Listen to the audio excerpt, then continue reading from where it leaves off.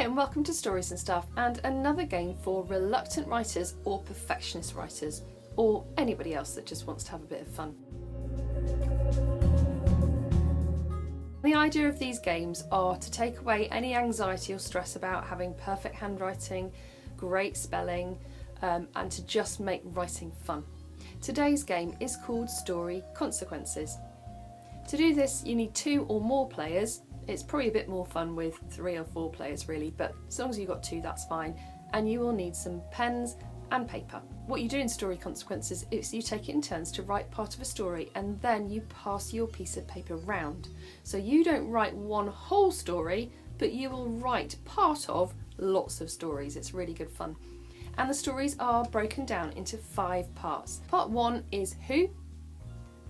Part 2 is where do they go. Part 3 is what goes wrong. Part 4 is who comes to save the day, and you might want to put how they save the day.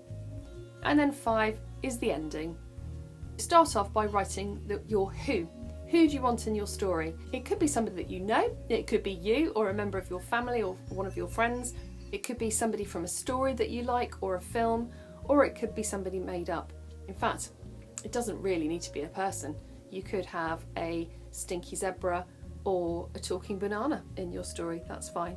So you write that down first of all. Now it's really important that when I write this, I don't show anybody else that I'm playing with, otherwise it spoils the surprise. And I don't want to see what they've written either, because if I see what they've written, I might want to carry on their story and then it won't be very funny in the end. So I've started mine, I've written my who, and I've gone for Star-Lord from Guardians of the Galaxy. And then I have to fold it over. I'm going to just do this on my desk.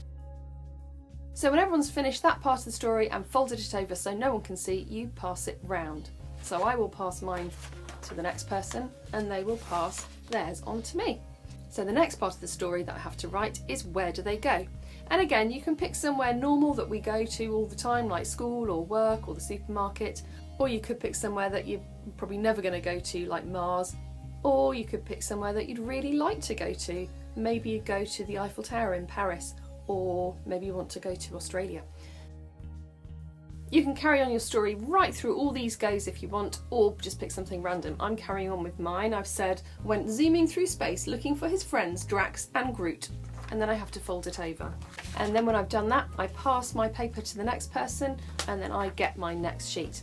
The next part is where something goes wrong. Now we need things to go wrong in stories, otherwise they all get a bit boring. It could be something everyday, like they fall over and hurt themselves or their car breaks down, or it can be something really dangerous and drastic, or it can be something silly. So this is the next part of my story. An enemy spaceship appeared and it was heading straight for them. Could it be Thanos? And I'm going to fold that over and pass it on to my next person. Now when you're playing, obviously you don't want to read these aloud because you don't want anyone else to know what's going on. But I pass that to my next person and then I get my next sheet. Okay, this is the fun bit. Somebody else arrives now and saves the day. So you need to say who arrived and how. Now I'm writing mine in full sentences, but you could just put the name and just a note about how they're going to save the day. You don't have to write in complete sentences in this game. You can see I made a bit of a mistake with this, but it doesn't matter. Remember, this isn't a perfect piece of writing, it's just for fun. So I've said Rocket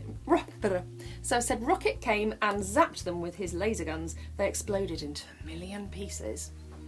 So I fold that up, I pass that on to the next person, and then I get my next one. And this is the last bit now. What's the ending going to be to your story? It can be a happy ending, they all lived happily ever after, or it can be a really silly ending, or maybe there is no happy ending, maybe it's a really horrible ending. It's up to you. Then I fold it over again and pass it on one last time. And this is the part we've all been waiting for. We get to open our sheets, and then we have some funny stories. When you read these stories, you need to kind of jig them a little bit, because if your main character is a girl and then the next bit says he, you just change it to she, that's fine. So this one says, a deadly jellyfish set off to see Granny with a basket of cakes. An enemy spaceship appeared and it was heading straight for them. Could it be Thanos? He wrapped his long tentacles around him and killed him. They enjoyed chocolate cake with Grandma. What a silly story. Let's try the next one. Little Red Riding Hood went zooming through space looking for her friends Drax and Groot. A massive shark appeared and was about to eat her up. The woodcutter appeared and cut off his tail. The galaxy was safe, so they had a big party and danced to some great music. Ready for one more? Star-Lord from Guardians of the Galaxy went along the top of the sea looking for something to sting. Suddenly a very hungry wolf appeared, licking his lips. Rocket came and zapped them with his laser guns. They exploded into a million pieces. Then Star-Lord found his true love, a pretty pink jellyfish, and they got married. And that is the game of Story Consequences. It's good fun, isn't it?